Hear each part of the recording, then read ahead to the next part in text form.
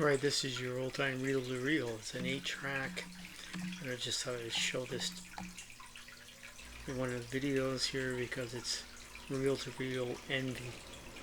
So it's got your onboard here where you can flick the switch, turn it on, turn it off, all your reel-to-reel heads here. You can load the tape around, put it under the heads. You can demagnetize the heads here with the demagnetizer. Go under here to do it.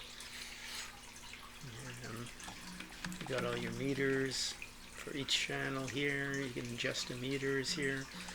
Anyways, I'm not sure something like this would set you back now today, but probably a good $5,000-6,000 or so, maybe more. Anyways, just thought I'd show it. Reel to reel envy.